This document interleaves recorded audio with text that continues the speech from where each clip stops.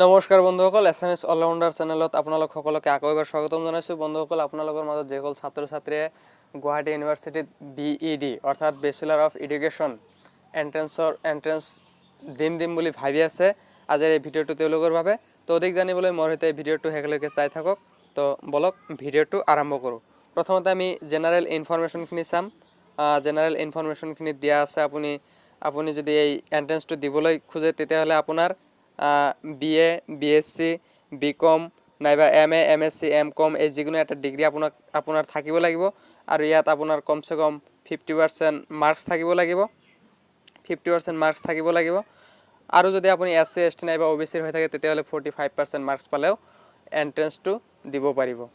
Important that's অৰ্থাৎ আপোনাৰ এই এণ্ট্ৰেন্সৰ এপ্লাইটো আৰম্ভ হ'ব 3 তাৰিখ 7 মাহ 2018 তাৰিখৰ পৰা 12 তাৰিখ 7 মাহ 2018 তাৰিখলৈকে আৰু এই এণ্ট্ৰেন্সৰ এডমিট কাৰ্ডটো ওলাব আপোনাৰ 18 তাৰিখ 7 মাহ 2018 তাৰিখত আৰু ইয়াৰ এক্সামটো হ'ব আপোনাৰ 22 তাৰিখ 7 মাহ 2018 তাৰিখত আৰু কাউন্সিলিঙৰ ডেটটো আপোনালোকে গুৱাহাটী ইউনিভাৰ্চিটিৰ অফিচিয়েল পেজত পাই যাব। এতিয়া আমি আলোচনা কৰিম কিমান নম্বৰৰ পৰীক্ষা হ'ব। তো ইয়াতে মুঠ 100 নম্বৰৰ পৰীক্ষা হ'ব আৰু ইয়াত সময়টো থাকিব আপোনাৰ 2 ঘণ্টা। সিলেবাস আৰু মাৰ্কসমূহ এতিয়া চাম।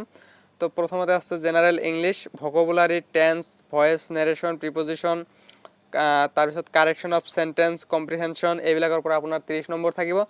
দ্বিতীয় নম্বৰত আছে general knowledge, Indian history, Indian polity, general science, current affairs এইবিলাকৰ পৰা আপোনাৰ 30 নম্বৰ থাকিব।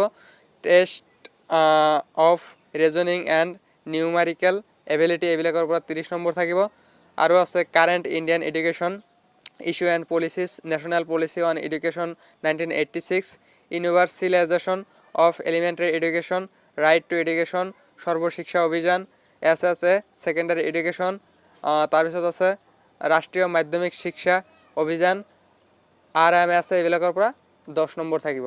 এতিয়া আহিম টেষ্ট চেণ্টাৰ্ছ অৰ্থাৎ কোন চেণ্টাৰত আপোনাৰ এই এণ্ট্ৰেন্সটো দিব পাৰিব। তো প্ৰথমতে আছে আপোনাৰ গুৱাহাটী, তাৰপিছত নগাঁও, তাৰপিছত নলবাৰী, তাৰপিছত তেজপুৰ, তাৰপিছত মংগলদৈ, তাৰপিছত বৰপেটা, তাৰপিছত গোৱালপাৰা, তাৰপিছত ধুবুৰী, তাৰপিছত বঙাইগাঁও। আপোনাৰ যিটো ওচৰত হয় আপুনি সেই চেণ্টাৰটো দি দিব। তো এতিয়া আহিম আমি কেনেকুৱা ধৰণৰ কুৱেশ্যন হ'ব আৰু কেনেকৈ আমি এনচাৰ কৰিব লাগিব। মাল্টি চইচ কুৱেশ্যন হ'ব আৰু ইয়াতে আপোনাৰ 4টাকৈ অপশ্যন দিয়া থাকিব, তাৰে ভিতৰত যিকোনো এটা শুদ্ধ হ'ব আৰু সেইটো আপোনাৰ বাছি উলিয়াব লাগিব। গোটেইকেইটা কুৱেশ্যন আপোনাৰ কম্পালচাৰী হ'ব আৰু ইয়াতে কুৱেশ্যনটো আপোনাৰ ইংলিছত হ'ব। তাৰপিছত এক্সামটো হ'ব OMৰ ওপৰত বেছ কৰি এক্সামটো হ'ব আৰু তাৰপিছত ইয়াৰ কাৰণে কোনো নেগেটিভ মাৰ্কছ নাথাকিব। মাৰ্কছসমূহ আপুনি কেনেকৈ পাব তো সেইটো চাম আমি। তো প্ৰথমতে আপোনাৰ গুৱাহাটী ইউনিভাৰ্চিটিৰ পৰা যিটো পাৰ্চেণ্ট পাইছে সেই পাৰ্চেণ্টটো আৰু এণ্ট্ৰেন্স এক্সামত যিটো পাৰ্চেণ্ট পাইছে সেই দুটা একেলগে প্লাছ হ'ব।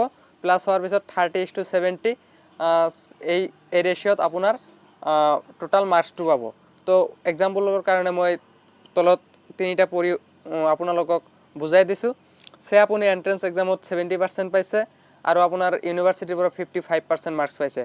এতিয়া মুঠ নম্বৰ হ'ব আপোনাৰ 21 + 38.5 = 59.5। আপুনি এণ্ট্ৰেন্স এক্সামত 70% মাৰ্কছ পাইছে আৰু ইউনিভাৰ্চিটিৰ পৰা 70% মাৰ্কছ পাইছে। তো আপোনাৰ টোটেল নম্বৰ হ'ব 21 + 49 = 70। আপুনি এণ্ট্ৰেন্স এক্সামত 50% মাৰ্কছ পাইছে আৰু গুৱাহাটী ইউনিভাৰ্চিটিৰ পৰা 90% মাৰ্কছ পাইছে। তো আপোনাৰ টোটেল মাৰ্ক হ'ব 15 + 63 = 78।